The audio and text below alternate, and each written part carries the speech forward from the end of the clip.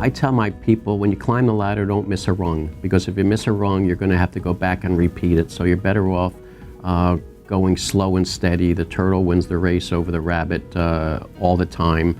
I've always managed people. Even when I graduated from college and worked on a job site, most of the people, obviously, that I worked with were elderly, and I would always hear their concerns. But at the end of the conversation, after hearing everybody's concerns, I always said, this is how I would like to do it.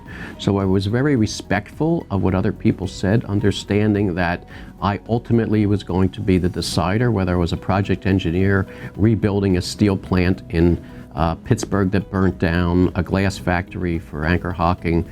That was probably my first major challenges, whether it was going to different towns in this country, rebuilding furnaces. So I was away from home for months at a time, and I thought it was interesting.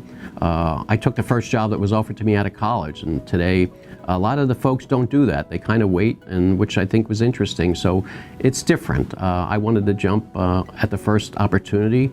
My starting salary was $14,000 a year, and I was happy to have a project. I was happy to have a job. I went to Lancaster, Ohio, and got my first apartment, and then after that, the rest is history. But coming to Tishman and then being part of AECOM and working myself up the ladder, I'm a relationship person, and I'm a salesman, even though I'm a structural engineer. At the end of the day, we're all selling our services.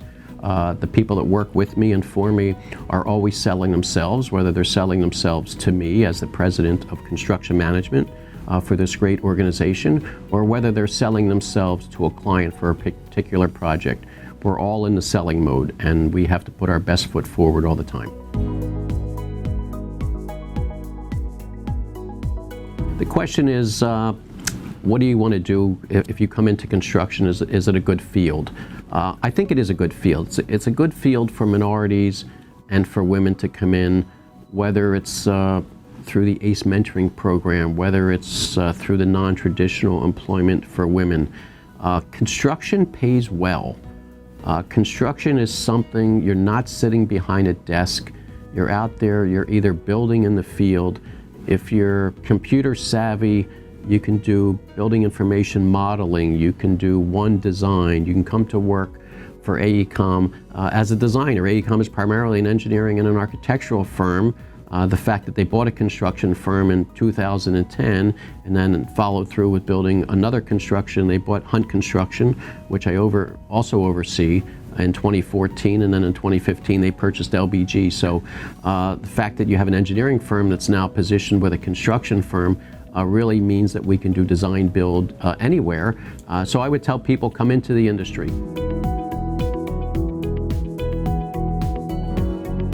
I think the big misconception that people have with construction workers is that they're mean, they're gritty, they're dirty, they're lazy, they're overpaid.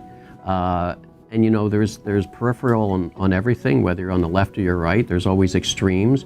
But I think the construction worker, whether it's a male or female, they come to work every day, they go home to their families every day. Sure, there's a few bad apples, but there's a few bad apples in any industry.